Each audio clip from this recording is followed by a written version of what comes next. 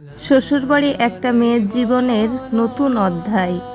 এখানে শুধু নতুন ঘর না, নতুন মানুষ, নতুন পরিবেশ, নতুন মন মানসিকতার সাথে মানিয়ে নেওয়ার চ্যালেঞ্জও থাকে। অনেক মেয়েই চায় সবাই যেন আমাকে ভালোবাসে, আমি যেন শান্তিতে থাকতে পারি। কিন্তু বাস্তবতা হলো শুধু ভালো মেয়ে হলেই হয় না, বুঝে চলতে জানাটাই আসল বুদ্ধিমত্তা।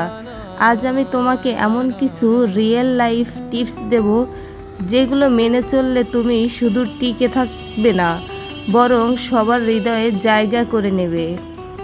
প্রথম ইমপ্রেশনটাই সবচেয়ে গুরুত্বপূর্ণ। শুরুতে নিজের একটা ভালো ইমেজ তৈরি করো।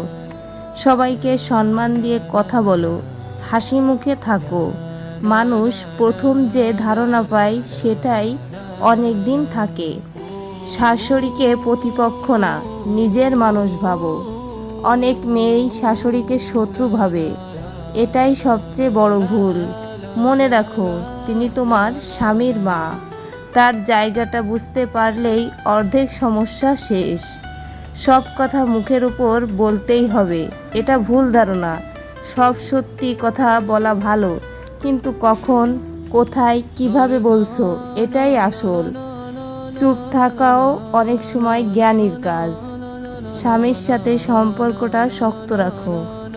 শ্বশুরবাড়িতে শান্তির মূল চাবিকাঠি হলো স্বামী স্ত্রীর বোঝাপড়া। যদি স্বামী তোমার পাশে থাকে, অনেক ঝড়ই সহজ হয়ে যায়। তুলনা করা একদম বন্ধ করো।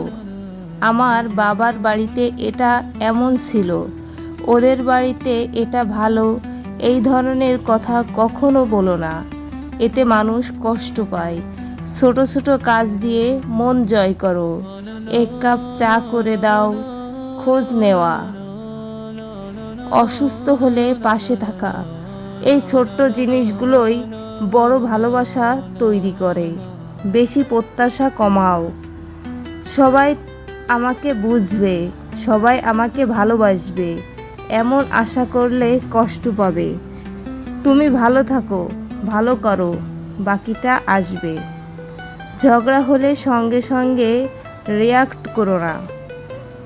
রাগের সময় নেওয়া সিদ্ধান্তই সবচেয়ে খারাপ হয়। একটু চুপ থাকো, পরে ঠান্ডা মাথায় কথা বলো। নিজের সম্মান নিজেকেই রক্ষা করতে হয়। ভদ্রতা মানে দুর্বলতা না। কেউ সীমা ছাড়ালে শান্তভাবে নিজের অবস্থান জানাও। গসিপ থেকে দূরে থাকো। কারো কথা কারো কাছে বলা, পরিবারের মধ্যে কথা লাগানো, এই অভ্যাস তোমার বিরুদ্ধে যাবে। ধৈর্যই সবচেয়ে বড় শক্তি। শুরুতে সব কিছু ভালো না লাগতেই পারে, সময় দাও, ধৈর্য ধরো। সব সম্পর্ক সময়ের সাথে সুন্দর হয়। নিজের ভালো লাগাকেও গুরুত্ব দাও। সব সময় অন্যদের জন্য বাঁচলে তুমি ভেঙে পড়বে। নিজের জন্য সময় রাখো, নিজের পছন্দের কাজ করো।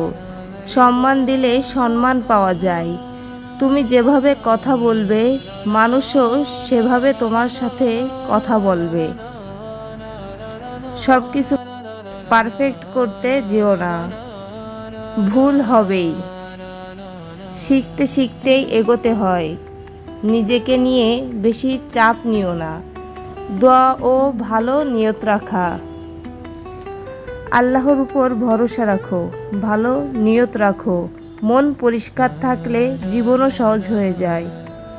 কথা, শ্বশুর বাড়িতে সুখে থাকা মানে সব কিছু পারফেক্ট হওয়া না, বরং পরিস্থিতির মধ্যে নিজেকে সুন্দরভাবে মানিয়ে নেওয়া। তুমি যদি সম্মান দাও, ধৈর্য ধরো, বুদ্ধিমত্তার সাথে চলো, তাহলে একদিন দেখবে এই বাড়িটাই তোমার নিজের হয়ে গেছে।